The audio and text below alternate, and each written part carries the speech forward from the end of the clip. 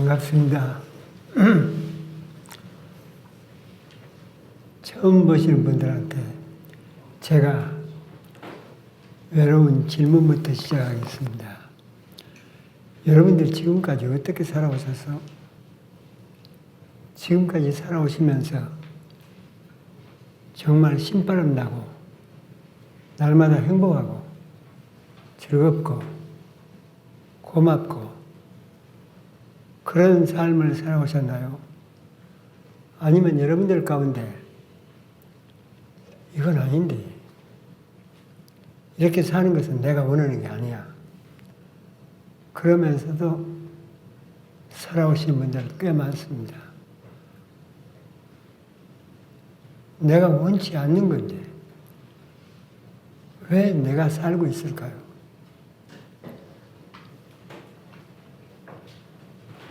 내가 원하면 원하는 길로 가야 되잖아요. 근데 그게 안 돼. 나 저 사람 미워하면 안 되는데 왜 자꾸 미워져? 뭐가 우리를 그렇게 끌고 가는가요? 어떤 한 여자분이, 집사님이요. 30년을 결혼 생활했대요. 그런데 그렇게 피터지게 싸웠답니다. 이제는 더 이상 살 수가 없다고. 2시간 동안 나한테 울면서 불면서 그렇게 하소연해서 2시간 끝나고 나서 조용하게 내가 물었습니다. 집사님, 소원이 뭐예요? 그러면 앞으로 어떻게 살 것인가 소원이 뭐예요? 물었더니 하루만이라도 행복하게 한번 살았으면 좋겠대요. 그런데 왜 그렇게 못 사세요? 집사님이 원하는 것은 행복이잖아요. 근데 왜 그렇게 못 사세요? 했더니 대답이 안 돼요. 내 마음대로 안 돼요. 이게 대답입니다. 이게 수없이 많은 사람들이 내뱉는 얘기입니다. 내 마음대로 안 돼. 근데 뭐가 내 마음속에 들어와서 나를 그렇게 끌고 가나요? 나는 이쪽인데 왜 이쪽으로 끌고 가? 예를 들어 봅시다. 울산에서요, 현대 큰 상선이 차를 3,000대를 싣고 샌프란시스코를 향해서 출발을 합니다. 방향을 잡는 것은 선장입니다. 캡틴. 방향을 딱 잡아 샌프란시스코로 가도록 방향을 잡았습니다.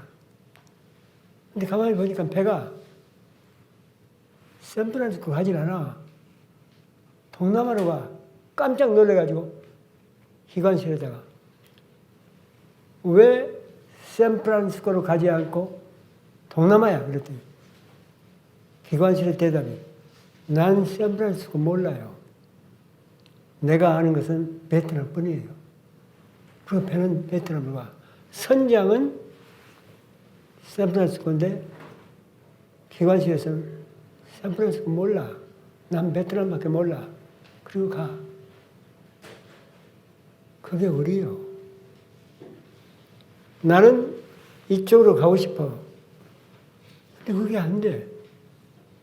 그게 뭘까요? 그게 우리 조상들이 뭐라고 대답해요? 내 마음대로 안 되고 그렇게 살아. 그럼 뭐라고? 저 사람은 저런 팔자를 타고났어. 나는 이런 팔자를 타고났어. 이런 운명을 나는 타고났어. 여러분, 팔자라는 말은 무슨 말이에요? 팔자는 안 고쳐진다는 거예요. 팔자는 변하지 않는다는 거예요. 우리는 그냥 그런 관념 가지고 지금까지 살아왔어요. 근데 정말 팔자가 있나요? 여러분들 팔자가 있다고 믿으세요? 운명이 있다고 믿으세요? 팔자가 있고 운명이 있으면 여러분 예수 없는 거예요. 하나님 없는 거예요. 하나님은 여러분들을 행복하게 신바람 나게 살다가 죽으라고 만들어 놓은 거예요. 근데 뭐가? 우리가 살다가 보니까 그렇게 우리가 되어졌어요. 나도 그런 삶을 많이 한만큼 살아본 사람입니다. 우리는 흔히 왜 우리는 이렇게 살까? 나는 이렇게 살도록 되어 있나? 그런 탄식을 혼자 합니다. 내가 원치 않는 곳에 내가 끌려다녀. 난 이걸 뭐라고 그러냐? 내 안에 이상한 어떤 신비한 힘이 나를 끌고 다닌다. 난 그렇게 믿었습니다. 35살까지. 이상한 힘이 나를 끌고 다녀. 그러니까 내가 어떻게 할 수가 없는 거예요. 난 대인 공포증을 가지고 있었습니다. 그리고 특별히 이성 공포증을 가지고 있었습니다. 여자 앞에 가면 떨어. 내가 제일 부러운 게 뭐냐? 교회에서 같은 고등학교 다니는 친구가 여학생과 그렇게 실실 웃으면서 얘기를 해. 이 세상에서 제일 부러운 게 그거예요. 어떻게 여학생과 그렇게 스스럼 없이 웃으면서 대화를 나눌 수 있을까? 나는 그렇지 못하는데 그때 내가 내 속으로 나한테 한 얘기가 저 애는 저런 팔자를 타고난 거야. 그러면서 내가 나한테 자문자답합니다. 너는 저런 팔자를 타고나지 못했어. 그러니까 그러면서 두 번째 내가 나한테 한 얘기가 올라가지 못할 나무는 쳐다보지도 마라. 그러면서 포기합니다. 그것이 내 운명인 줄 알고 난 그렇게 살아왔습니다. 뭐가 나를 끌고 그렇게 다녔을까? 난 그걸 운전수라고 표현합니다.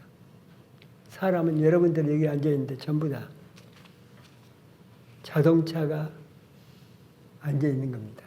예를 들면 자동차는 혼자 못 갑니다. 운전수가 끌고 다닙니다. 근데 운전수가 정신이 이상해. 그러니까 지멋대로 끌고 다녀. 그러니까 차가 고장나. 사고가 나. 그 운전수가 어떤 운전수냐? 내 안에 언제 들어온 운전수냐? 거의 90%가 어린 시절 가정에서 들어온 운전수요. 그 운전수 끌려다니는데 그 운전수 끌어내리지 않으면 그 운전수 밖으로 나오지 않으면 우리는 죽는 날까지 끌려다니다가 죽습니다. 그 운전수가 누구냐? 한마디로 상처입니다. 자, 여러분 팔자는 무슨 팔자인 것 같소? 여러분은 어떤 운명을 타고난 것 같소?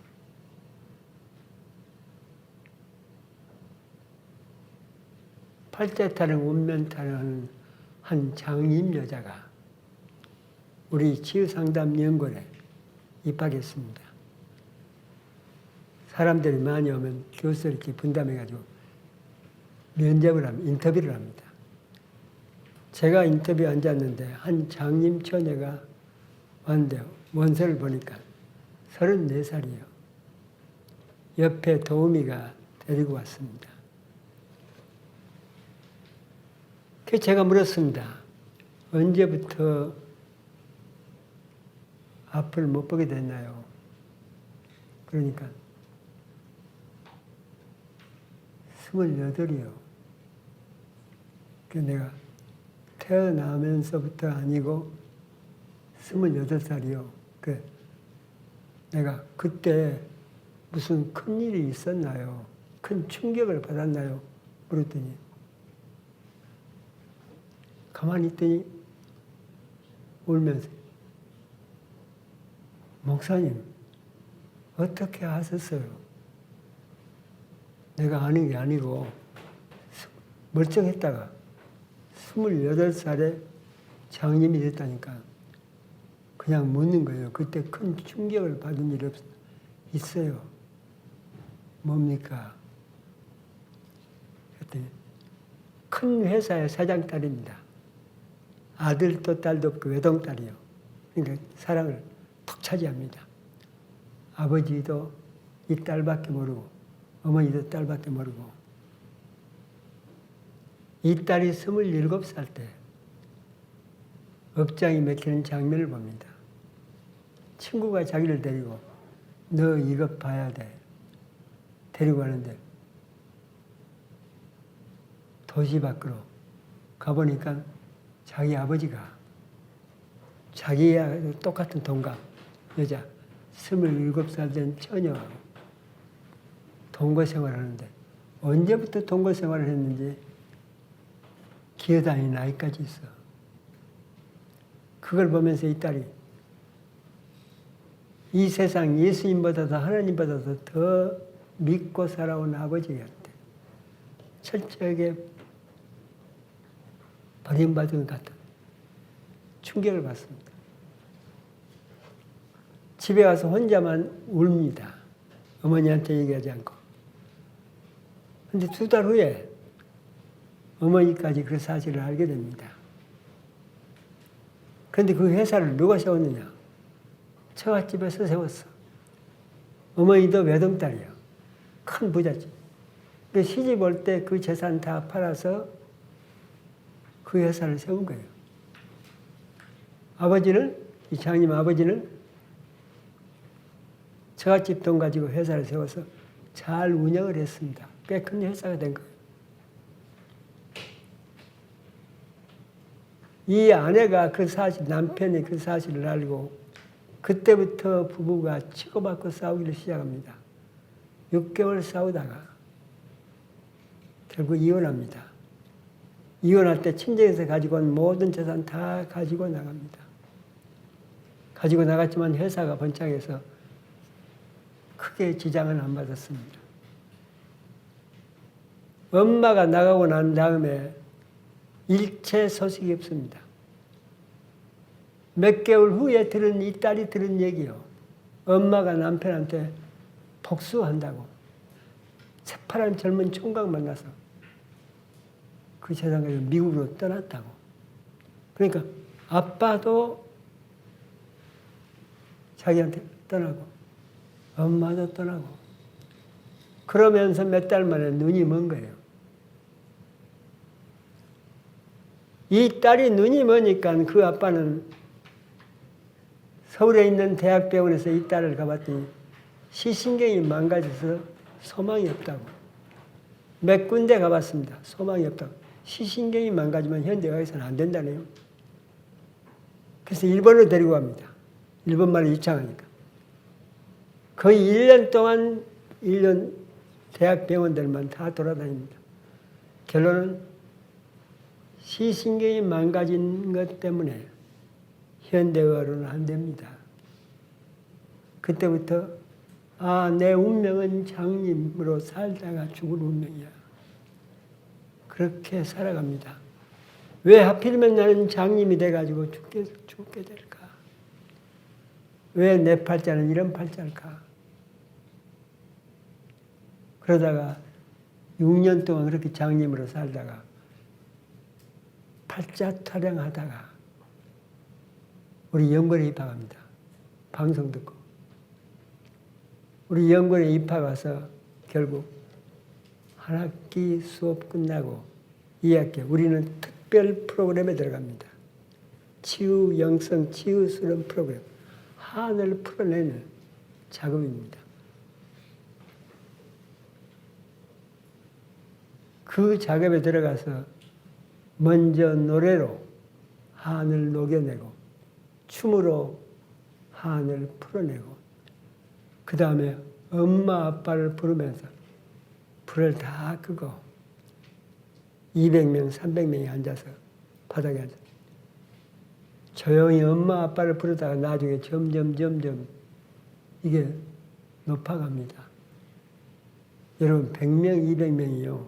캄캄한 카페를 위해서 엄마, 아빠를 불러대면 무섭습니다. 나중에는 이 어머니, 아버지가 부르면 소리가 높아지면서 통곡의 바다로 변합니다. 100명, 200명이 뒹굴고 난리가 납니다. 엄마, 아빠, 엄마, 아빠.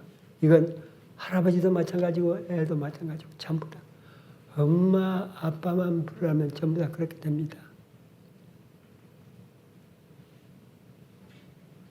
엄마, 아빠를 부르라고 그랬는데 이 장님 처녀는 한마디 더 붙여서 아빠 미워, 엄마 미워.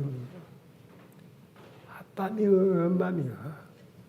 그렇게 바닥을 치면서 아빠 미워, 엄마 미워, 아빠 미워, 엄마 미워. 그렇게 소리 치다가 막 속이 뒤집어지는데 치다가 가만히 보니까 앞에 누가 보여? 환상이죠. 어린아이가 기어다녀. 어린아이가 기어다녀. 그래서 이 장님이 저 아이가 누군가 보니까 아버지야. 아버지가 태어난 지 2달 만에 할머니가 세상을 떠나. 경북 안동입니다. 할머니가 세상을 떠나니까 이 아버지가 이 아이를 키우려고 빨리 여자하고 결혼합니다. 이 아이 키우기 위해서. 근데 재혼한 여자가 성격이 안 좋아. 성격이 안 좋은데 거기다가 또 1년도 안 돼서 자기 아들을 낳아버려요. 그러면서 이 아이가 점점 빼짝 말라가. 그때 이 아빠가 장님의 할아버지죠. 이 아빠가 이대로 놔두면 이 아이는 죽는다. 이 여자한테 맡기면 이 아이는 죽는다. 그리고 사촌 동생이 장로인데 영화원을 합니다. 그 영화원에다가 아들을 갖다 맡기는 겁니다. 그 아들이 10살까지 영화원에서 자랍니다. 10살 때 아버지한테 돌아옵니다. 그런데 그 얘기를 나는 이렇게 컸다는 얘기를 이 딸한테 수백 번도 넘게 만나면 해. 근데 자식들은 아빠, 엄마 얘기 이쪽 귀로 듣기 흘러버려. 나중에는 아빠 알아. 아빠 또 알아. 그래서 이 아빠는 맺힌 얘기라 그걸 또 딸한테 해. 그런데 아빠가 했던 그 얘기가 그 어린아이 그 아빠가 기어다녀 울면서 그때 이 장님이 아빠 미워가 불쌍한 우리 아빠 엄마 사랑도 못 받고 불쌍한 우리 아빠 엄마 사랑도 못 받고 엄마 사랑 못 받아서 그렇게 여자 찾아서 헤맸구나. 불쌍한 우리 아빠. 불쌍한 우리 아빠. 그렇게 하다 보니까 나중에 뭘 보는 거야? 캄캄합니다. 근데 옆을 오른쪽에는 나이가 든 남자가 바닥을 치면서 아버지, 어머니 하고 울고 있는데 그게 희미하게 보여. 그래서 왼쪽을 보니까 왼쪽은 젊은 여자애야.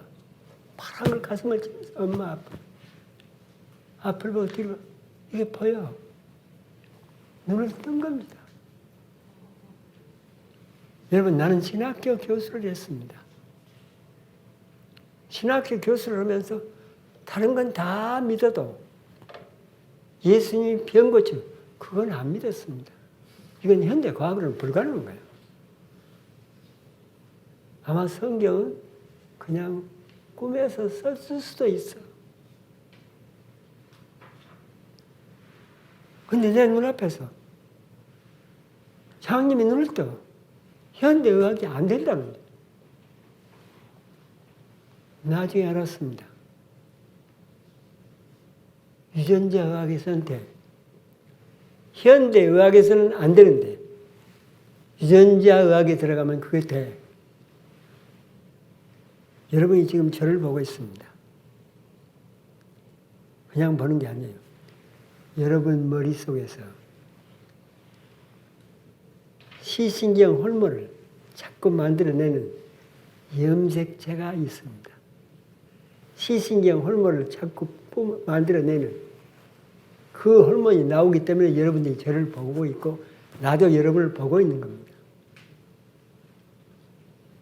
그 호르몬을 만들어내는 게 염색체입니다. 공장이라고 그래요. 유전자학에서. 그런데 이 염색체 공장이 시신경 호르몬을 만들어내는 염색체 공장이 너무 충격을 받으면 그냥 멈춰버려. 그래서 안 보여. 근데 그 시신경 호르몬을 만드는 공장이 엄청난 뜨거운 놀라운 사랑의 체험을 해. 우리 교회를 말하자면 성령의 뜨거운 체험이요. 그러니까 성령의 뜨거운 체험을 받으면 사람은 낫도록 되어 있습니다. 많이. 그래서 기적이 일어난다는 거예요.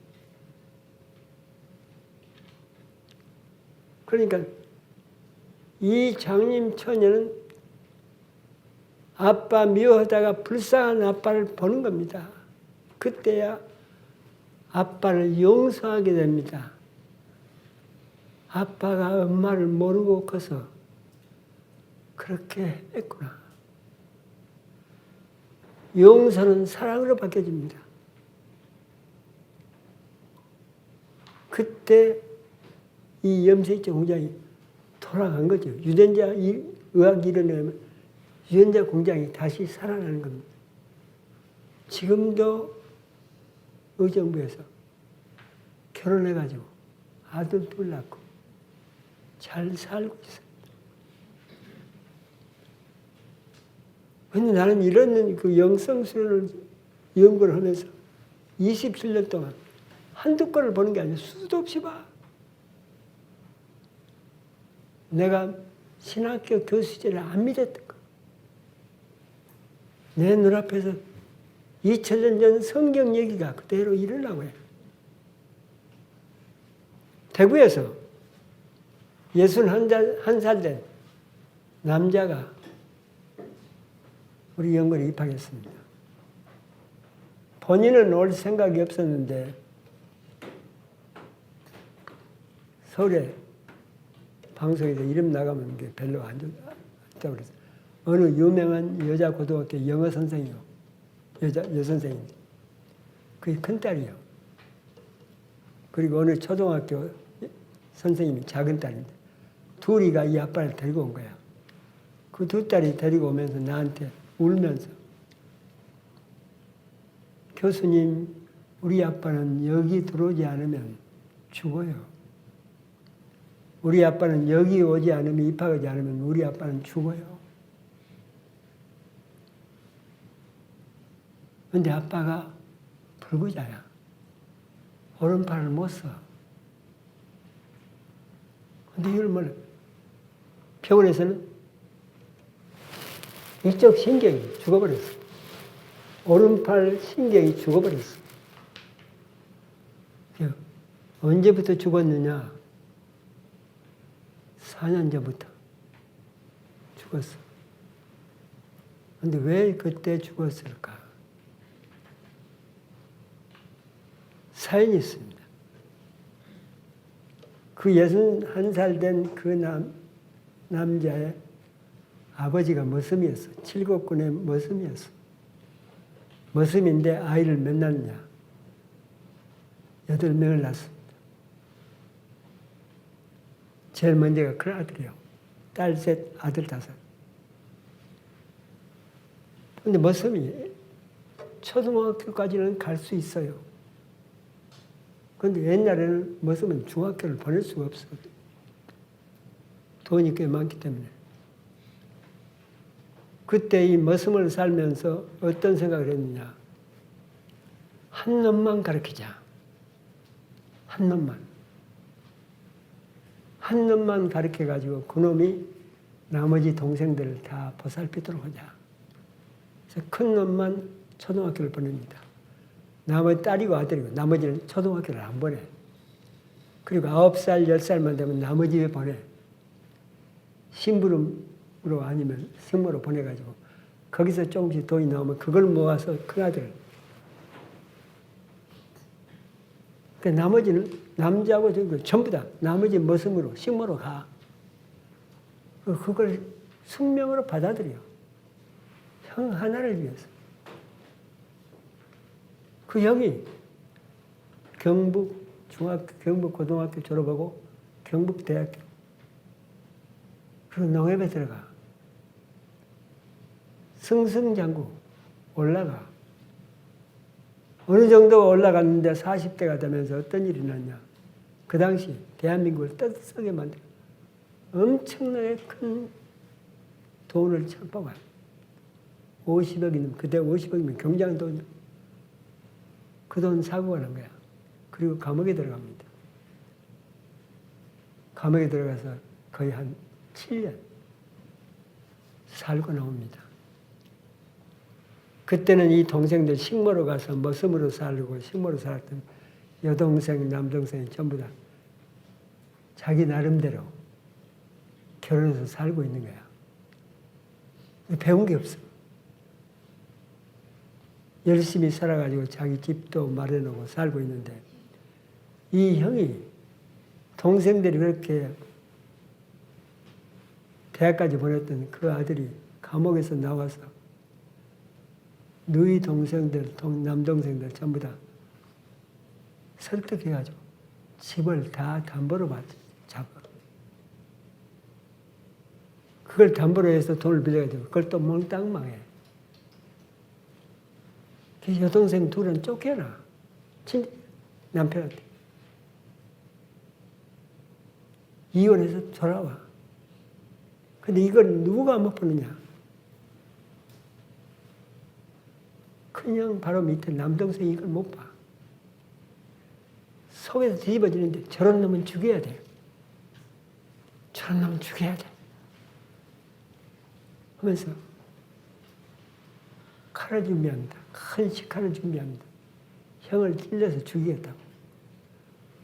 그 겨울에 형 집을 넘어 들어갑니다. 감옥에 나와서 집에 있는. 칼을 들고 형 집 문 앞에 딱 섭니다. 이제 문을 열고 들어가면 형을 죽이는 거예요.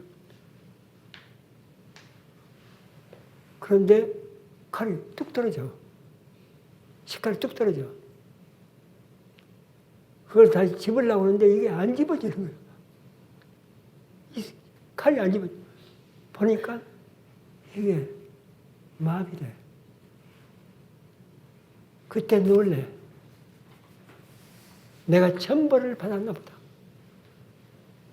그런 집으로 뛰쳐와서 술 마시고 죽겠다고. 그래서 딸들이 데리고 온 거야. 한 학기 공부하고 2학기는 반드시 필수로 들어갑니다. 영성수나 아까 그 프로그램. 역시 그 프로그램이에요. 어머니, 아버지 부르는 프로그램. 어머니, 아버지를 부르라고 그랬는데 이 61살 된 이 남자는 이미 돌아가신 땅속에 들어가 있는 어머니, 아버지를 부르는 거야. 비웃어. 아버지, 어머니, 그 새끼 그렇게 잘 돼서 시원하겠네. 큰놈, 큰아들. 큰아들만 그러더니 그놈만 가르치다니. 그 새끼 그렇게 잘 돼서 땅속에서도 시원하시오? 비웃는 거예요. 그 새끼 그렇게 잘 되더니 그 새끼만 그렇게 자식이라고 하더니 그 새끼 그렇게 잘 돼서 땅속에서도 시원하신가 하고.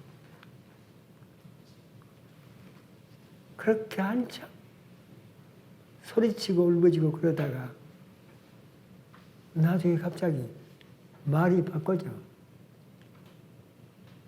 천연단 갑자기 나는 부자네. 나는 부자네. 나는 부자네 하면서 울어. 근데 그 얘기가 나중에 들어봤는데, 형은 감옥에 들어갔다 나왔다 하는데, 형은 아들 둘이요. 아들 두 놈도 사기꾼이야. 그 셋이 다 감옥을 들락달락 해. 그렇게 잘 일곱 여동생, 남동생들이 키우는 그 아들이, 자식까지. 그런데 이 칼 들고 있었던 그 61살 된 남자 아들 둘이고 딸 둘인데, 딸 하나는 그 좋은 여고 선생이고, 둘째 딸은 초등학교 선생이고, 하나는 은행원이고, 은행에 들어가 있고, 하나는 독학해가지고 과외 가르치면서 치과의사가 나오고 치과의사고. 가만히 보니까 형의 자식들은 감옥을 들락달락하는데 자기 자식들은 전부 다 저렇게 잘 됐습니다. 돈만 있어서 부자인가? 자식이 잘 되면 부자지. 자식이 잘 되면 부자지 하면서 나는 부자네, 나는 부자네. 형이 그렇게 불쌍한 거야. 형을 죽이려고 그러는데 형은 너무나 불쌍한 사람이고 자기는 나는 부자네, 부자라면서 우는데, 울면서 왼손으로 땅을 치는데, 치다가 가만히 보니까 자기도 모르게 두 손을 치고 있는 거야. 두 손을.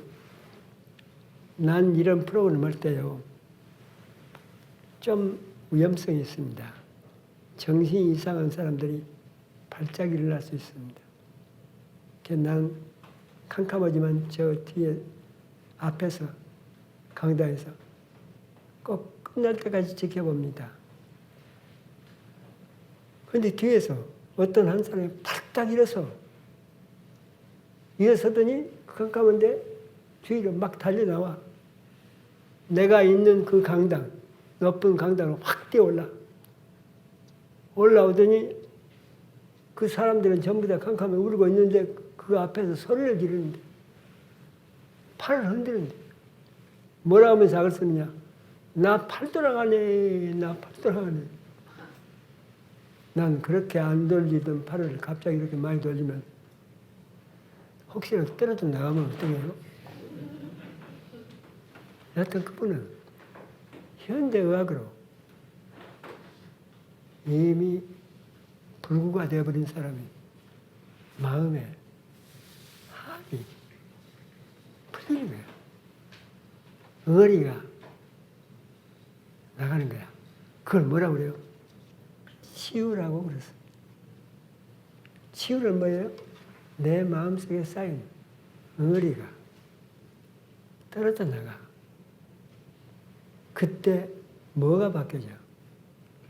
내 신체가, 내 마음이, 내 영이 전부 다 변화가 일어나.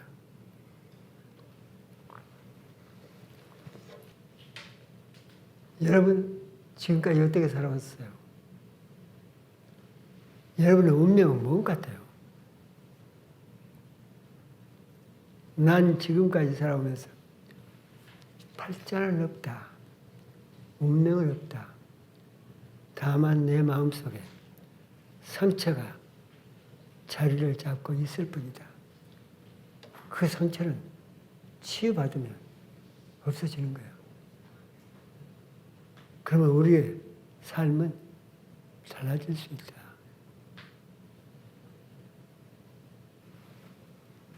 요즘에 우리한테 그렇게 일이 안 풀려. 안 돼. 인간관계도 안 돼. 그럼 우리가 안 믿는 사람들 어디를 찾아가나요? 점쟁이한테 찾아갑니다. 무당한테 찾아갑니다. 무당이 뭐라고 그래요?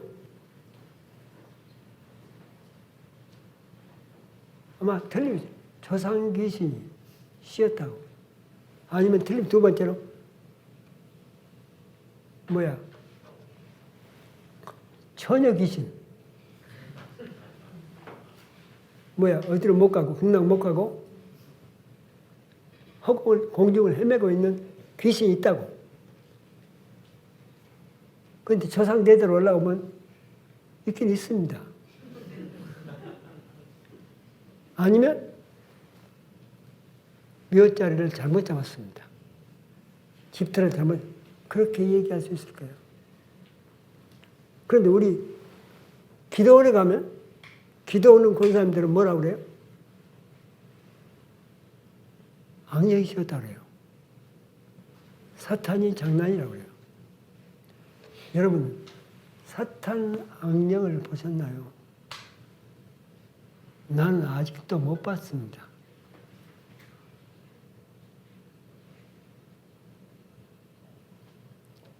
사탄 악령들이요, 어느 날 모였대요.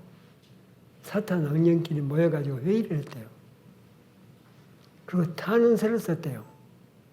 누구한테 썼냐? 하나님한테. 그 탄원서에 뭐라고 썼냐면, 저 교인들이, 저 못된 교인들이 자기들이 다 잘못은 저질러 놓고 전부 다 우리 핑계라고. 전부 다 사탄 장난이고 악령 장난이라고 한다고. 너무 억울하다고. 근데 그 말 맞습니다. 악령, 사탄 장난 아니지. 우리 안에 뭔가 씌어 있는 거야. 난 그걸 상처라고 봅니다.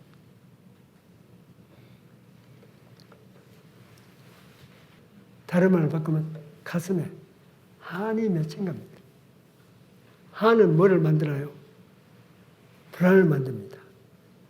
분노를 만듭니다. 우울을 만듭니다. 나중에 심해지면 공포를 만듭니다. 반드시 가슴속에 한이 쌓이면 중독증을 만들어냅니다. 왜 사람은 술을 그렇게 마시나요? 속에 불안이, 그 불안을 벗어나기 위해서 술을 마셔요. 술을 마실 때는 잠깐 동안 괜찮습니다. 근데 다시 또 마셔야 됩니다. 그래서 알코올 중독이 돼요. 한이 맺히면 그 다음에 뭐가 되나요?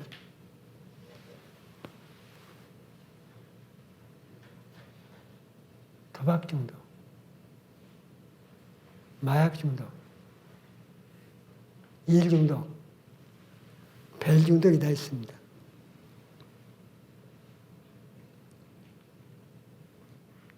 이건 마음속에 쌓이는 한, 상처.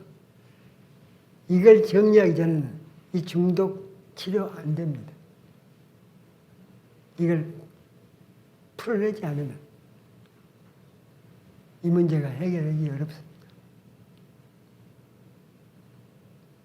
우리 연구에서는 직접 약을 투여한다든가 수술한다, 그건 못합니다. 그러나 마음을 우리가 치유하자.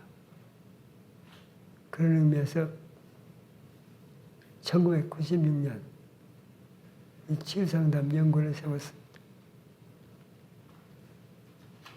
그건 내가 그럴 만한 사연이 있습니다. 아까 얘기하다 마찬가지로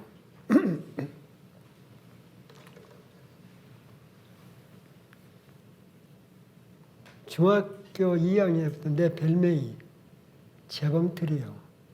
여러분, 재봉틀은 젊은 사람들은 모릅니다. 바느질하는 재봉틀. 그걸 바느질을 하다 보면 재봉틀을 발로 누르다 보면 덜덜덜 뜹니다.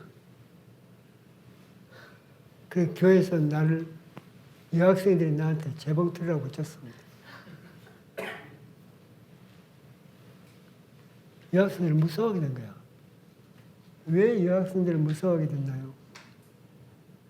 중학교 1학년 딱 들어갔는데 내 고향이 섬이잖아요. 왜 떨어진 섬인데 목포를 처음 나오는 겁니다. 중학교를 가기 위해서 처음 초등학교 졸업하고 나오는 건데. 도시로 나왔는데 섬 사람들의 삶이 아니에요. 천연 딴색이에요. 그렇지 않아도 주눅 들고 긴장되고 있는데 토요일 날 외갓집 형제가 늙고 한 집에서 하숙을 하는 게 큰 하숙집입니다. 목포로 나온 지 한 달 좀 됐을까. 토요일 날 오후에 혼자 내 방에서 책 읽고 있는데 저쪽 방에 고등학교 1학년 다니는 여사촌 누나 친구들이 토요일 날 몇 명이 모여가지고 얘기를 나누고 있는 거야. 얘기를 나누다가 한 여학생이 웃으면서 하는 얘기가 태기는 못생겨가지고 여학생들이 안 따를 거라고. 근데 그 얘기가 내 귀에 싹 총알처럼 딱 박히는 거야. 그때부터요 무서운 거야. 여학생들이 무서운 거야. 여러분 이상하죠? 얼마나 무서우냐. 교회 가면 눈을 못 쳐다보는 거예요. 한 교회를 6년을 다니는데 중학교 1학년부터 여학생들과 한 번도 인사를 해본 적이 없습니다. 말을 나눠본 적이 없습니다. 왜? 무서우니까. 두려우니까. 전부 다 손가락 저는 것만 같아.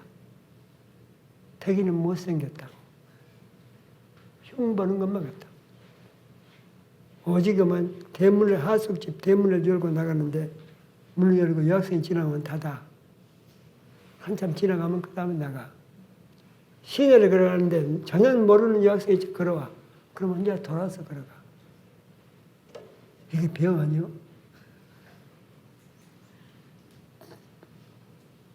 근데 이게 남자 대인 공포증으로도 돌아갑니다. 모든 사람들이 나 못생겼다고 흉볼 것만 같아. 이게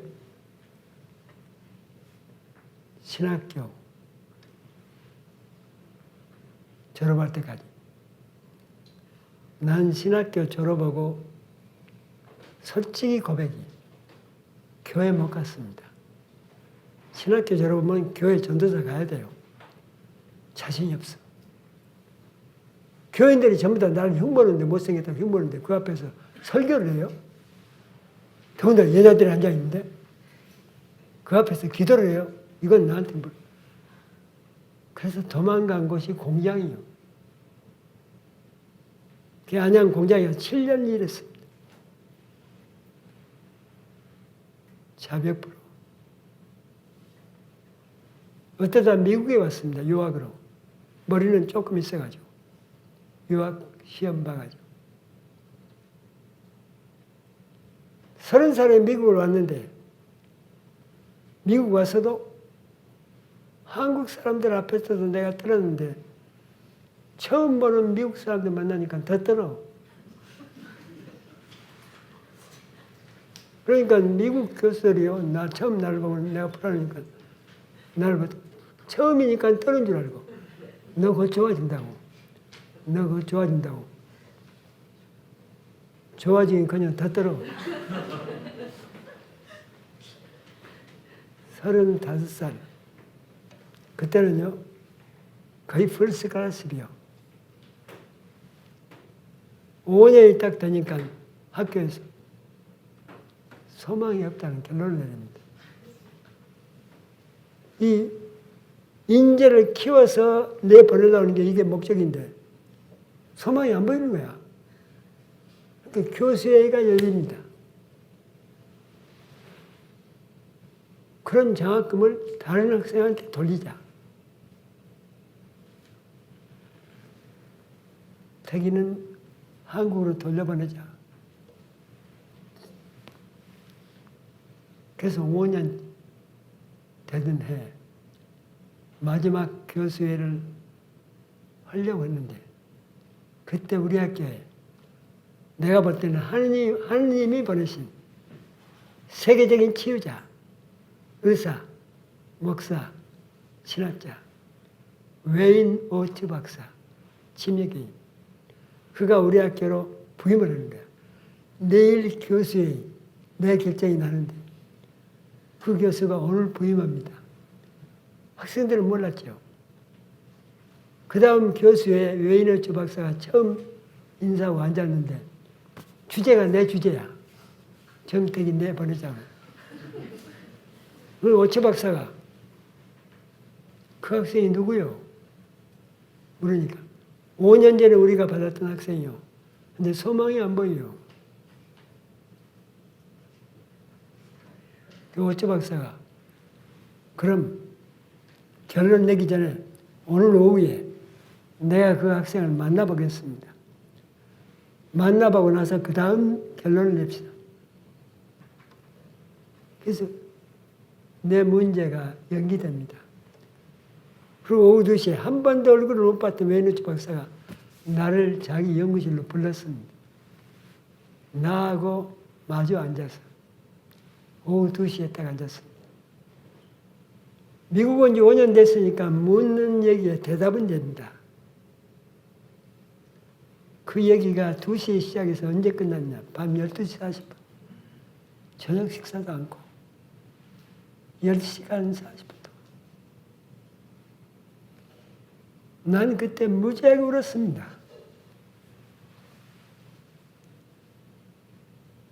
오초 박사가 12시 40분 얘기 다 끝나고 내 옆으로 돌아왔습니다. 그리고 내 어깨를 끌어안고 나한테 하는 얘기입니다. 어떻게 살아남았냐?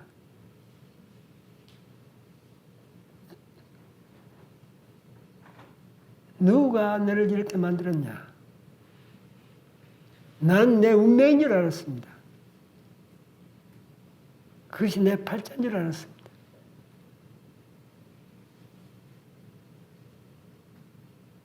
네 어머니, 아버지 갈등 때문에 네가 이렇게 된 거야. 그러면 나한테 네 나이가 35이야. 근데 너는 지금 6살, 7살 어린 아이야.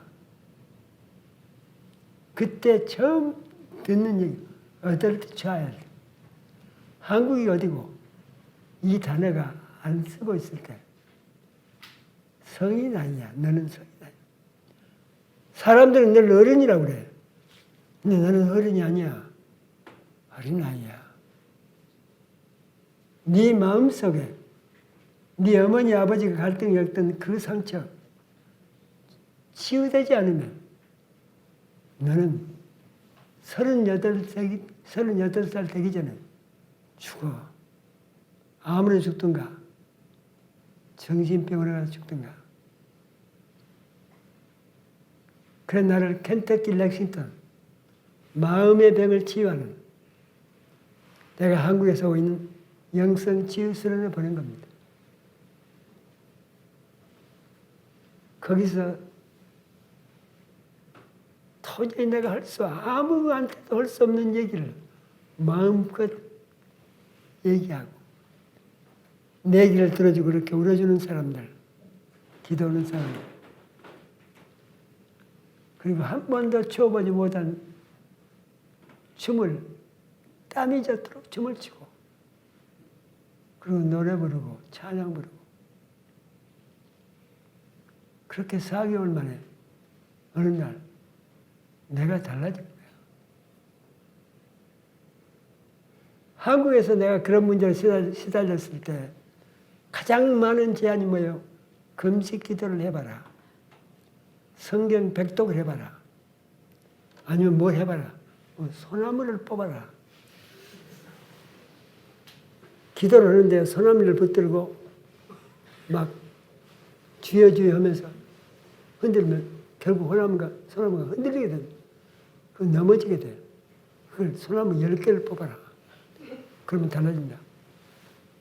나 별짓 다 했습니다. 안 돼. 결국 어디서? 켄터키 렉싱턴. 사람들이 뜨겁게 나를 울게 잡고 울고 기도하고 내 얘기 들어주고 내게 용기 주고 너 못생기지 않았어. 얘네들이 울면서 진심으로 하는 얘기야. 너 못생기지 않았어. 그때 내가 4개월 만에 결국 변해서 학교로 돌아옵니다. 학교에서 보니까 전혀 다른 사람이야. 교수들도 떳떳 교수 강의 때 제일 앞자리에 앉아서 끝나고 나면 내가 교수한테 그래. Your lecture touched me deeply. 오늘 당신의 강의가 굉장히 감동을 줬다고 하면 교수가 놀래. 내가 그럴 놈이 아니에요. 너무 그냥 소문이 나니까 800명 재벌실이라 총장이 다음 주일에 수요일에 재벌실 네가 설교해라. 너한테는 60분 준다. 20분 설교인데 그 800명 모여놓고 울면서 얘기를 하는데 많이 울었습니다. 그게 내가 유명세가 타가지고 여러분 신학교 학생들이 다 교회에서 일하고 있습니다. 학생들이 교회 가서 내 소문을 퍼뜨리기 시작하는데 미국 교회에서는 나를 서로가 강사로 모시려고 그래서 날짜를 잡아 내가 유명 강사가 됩니다. 미국 교회를 돌아다니고 시카고 1,500명 다니는 되는 큰 교회 주일날 설교를 하겠습니다. 내 설교가 나는 재봉틀이었습니다. 사람들 앞에서 벌벌 떠는 그런 환자였습니다. 그런데 나는 성령의 은혜로 내 마음에 성체 치유받고 이제 여러분 앞에서 이렇게 설교합니다. 난 재봉틀이었습니다. 이젠 재봉틀이 아닙니다. 그때 설교 끝나고 담임 목사가 나와서 교인들한테 여러분 정택이 치유받기 전에는 재봉틀이었답니다. 그런데 그때 그 목사 이제는 정택이는 무대 체질로 바꿔졌습니다. 그 다음부터 내 별명이 무대 체질입니다. 한국에 가서 10,000명 모이면 난 더 신이 납니다. 이게 뭐예요? 자유예요. 자유. 사랑 앞에서 떨지 않아. 자신 있어. 이게 치유예요. 우리 치유상담 연구원이 한국에 나가서 그런 일을 합니다. 가난한 사람도 함께 공부할 수 있게. 그래서 아무나 오도록 적은 돈으로. 왜? 내가 살아났으니까. 그리고 수도 없이 많은 사람이 일어서는 모습을 보니까. 난 이런 얘기를 했다면 끝이 없습니다. 4일도 5일도. 27년 동안에 우리 연구를 통해서 일어서는 사람들. 하도 많아. 여러분, 어떻게 살아오셨습니까? 우리 다시 살 수 있습니다. 힘냅시다. 화이팅!